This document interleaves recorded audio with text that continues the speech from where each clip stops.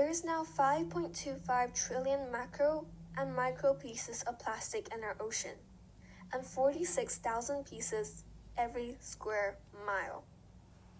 weighing up to 269,000 tons. We've heard stories about marine animals choking on plastic bags, dying due to intestine blockage and consumption of plastic materials, such as the film that went viral of a sea turtle with a plastic straw up its nose, suffocating. But plastic materials have a much, much greater scope of danger and threat than just that.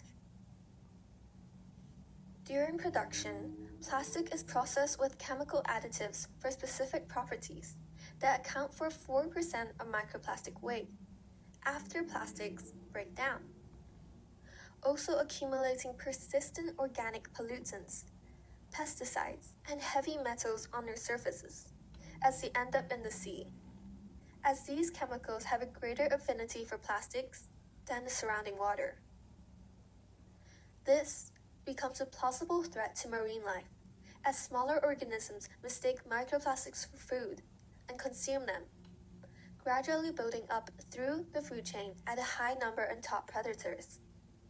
leading to detrimental health effects as there are no chemical bonds between the additives and the matrix of the microplastic, resultantly leaching into animal flesh and tissue. Some organic pollutants, such as PBDE and PCB, are capable of imitating natural hormones, demonstrated in Daphnia magna, which showed an impairment in reproductive cycles, and Pacific oysters, which had a decreased number of eggs as well as a level of sperm motility, negatively affecting reproduction rates and threatening their population. Microplastics are also shown to absorb polycyclic aromatic hydrocarbons,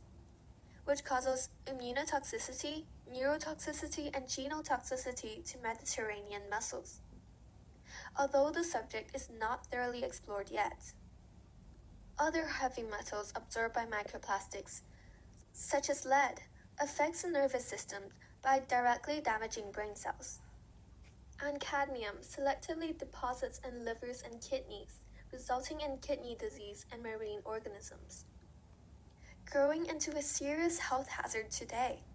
as average levels of cadmium and lead in imported tilapia were higher than the World Health Organization maximum permissible levels, and total mercury levels in Mediterranean Atlantic bluefin tuna exceeds the maximum levels set by European Commissions, placing marine animals' health and population at serious risk of infection and toxicity because of our man-made actions, our production of plastic materials, as well as irresponsible disposal of our everyday products, which end up in the ocean and break down into microplastics. What's more horrifying, in a study on Gentoo penguins, entry of a high number of plastic fragments into the digestive tract causes buildup and a false sense of satiety that decreases food intake, negatively impacting growth and development, as well as energy reserves. Further demonstrated in fishes that ate nano-sized polystyrene particles through the aquatic food chain and showed a significant difference in body weight, tissue cholesterol content, and other metabolic parameters. Microplastics can also reach a fish's brain by passing through the blood-brain barrier, affecting neuromuscular relationships and feeding rate, and even threatening their survival by impacting movement speed in the presence of predators, disrupting the natural balance of the food chain through impacting their survival instincts, which can cause the collapse of the entire ecosystem, all caused just by the reduced acetylcholinesterase activity in the brain because of the intrusion of microplastics. But who's the next consumer on the food chain?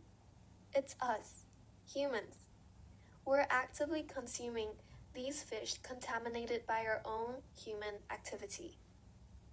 And research is just recently emerging on the serious health effects this could have in store for us.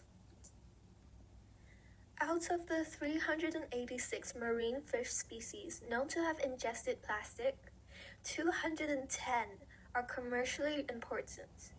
becoming a significant source of microplastics that enter our bodies, further proved by a limited survey on microplastics in our atmosphere, water, salt, and seafood, which showed that children and adults could ingest anywhere from dozens to an alarming more than 100,000 microplastics per day, which may warrant serious side effects. However, take note the World Health Organization and Science Advice for Policy by European academies stated that it is currently impossible to fully determine whether the risk of ingesting microplastics exists due to lack of data. However, discoveries in some recent studies have brought to light probable health implications. In our body, microplastics are able to travel to different parts of the human tissue outside of the digestive tract after ingestion and leach toxic chemicals into our tissues, discovered in placentas and even lungs during scientific dissections of human organs, triggering inflammatory response, red blood cell aggregation, and endothelial wall adhesion in the process of movement. Microplastics are also capable of triggering oxidative stress, as they release oxidizing chemicals such as heavy metals from their surface, triggering an inflammatory response which increases the production of reactive oxygen radicals and promotes cancer,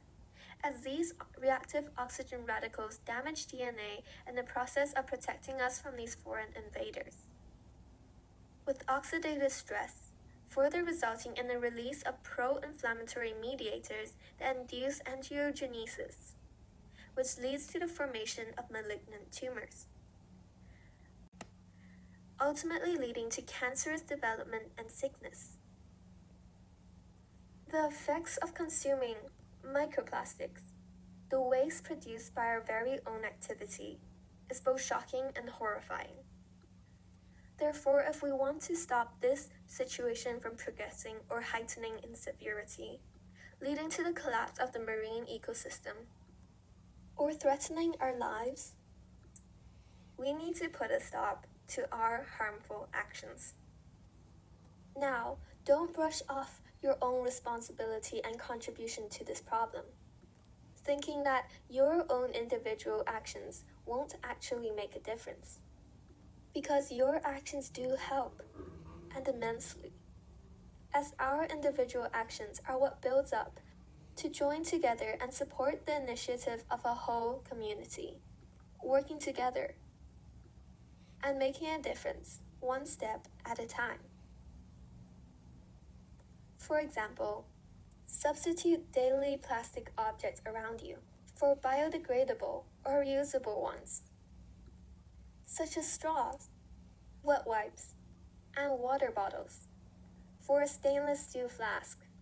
a biodegradable wet wipe without the use of plastic fibers, or even a reusable metal straw.